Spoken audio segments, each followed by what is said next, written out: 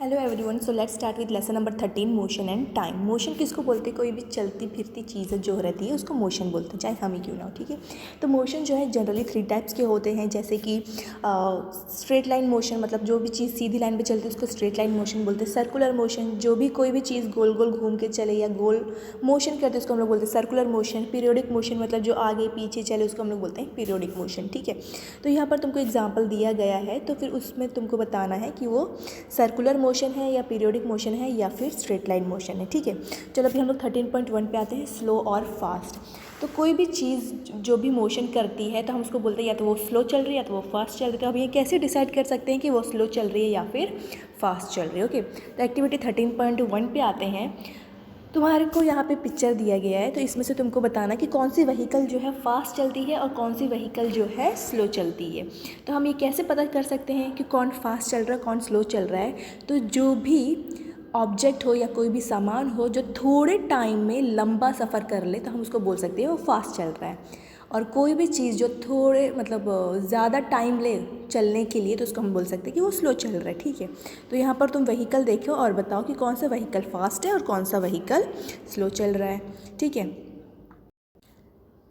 अभी यहाँ पे देखिए, we say that the faster vehicle has a higher speed, यानी जो गाड़ी या जो व्हीकल तेज़ चल रही है उसकी स्पीड जो है ज़्यादा रहती है। ठीक है, अभी यहाँ पर जो 100 मीटर की रेस होती है, ठीक है, तो जब 100 मीटर की रेस होती है तो हम कैसे पता कर सकते हैं कि कौन किसकी स्पीड ज़्यादा थी उसमें? तो हम उसको जिताते हैं या उसको विनर बोलते हैं जो कम टाइम में 100 मीटर की स्पीड को कवर कर लेता है। बात समझ में आ रही? मतलब कि जो कम टाइम में ज़्यादा स्पीड चलता है या फटाफट चलता है तो हम उसको बोल सकते हैं कि उसकी स्पीड जो है ज़्यादा थी और वो 100 मीटर की रेस में जीत गया है। ओके, ना 13.2 पे आते हैं हम स्पीड के बारे में। तो एग्जाम्पल दिया गया है कि स्पीड जो है मतलब क्या होता है कि given distance has been covered in a shorter time और a larger distance covered in a given time. मतलब जो भी है कि मतलब कम टाइम में ज़्यादा डिस्टेंस को कवर करना उसको हम बोलते हैं स्पीड है। ठीक है, okay okay 13.3 measurement of time. ठीक है, हम टाइम को कैसे मेजरमेंट करते हैं? तो पहले के ज़माने में तो एंसेस्टर्स लोग जो थे उन टाइम पे तो घड़ी नहीं थी, तो लोग क्या करते थे, जब सूरज निकलता था तो उससे उन लोग उनको पता चल जाता कि नए दिन की शुरुआत हो गई है। या आज सूरज निकला तो जैसे दूसरे दिन सूरज निकलता तो उनको पता चल जाता कि एक दिन हो गया है। फिर अगर महीने का पता करना तो मून, जैसे मून आज आधा है पूरा है ऐसा होता रहता तो उनको पता चल जाएगा अच्छा इतना महीना हो गया है। फिर अर्थ जब कंप्लीट एक रोटेशन करता सन के बाजू में तो इनको पता चल जाता कि मतलब 1 साल हो गया है। फिर उसके बाद क्या हुआ कि हमारे ज़माने में या थोड़े और पहले ज़माने से क्लॉक आना स्टार्ट हो गई, तो जिससे हम क्या करने लगे, टाइम को मेजरमेंट करने लगे। अब जो क्लॉक के बनावट होती है बहुत कॉम्प्लेक्स होती है, लेकिन क्लॉक में ये चीज़ कॉमन होती है ज़्यादातर कि पेंडुलम रहता है उसमें। ठीक है, तो मूवमेंट ऑफ पेंडुलम कैसे होता है? तो पेंडुलम हिलता है कैसे? ये ऐसे सीधा रहता है, तो जब ये इसकी मूवमेंट होती है कि ये जब मूव होता है तो साइड में पहले आता है, फिर उसके बाद यहाँ पे जाता है, फिर वापस आके यहाँ पे रुकता है।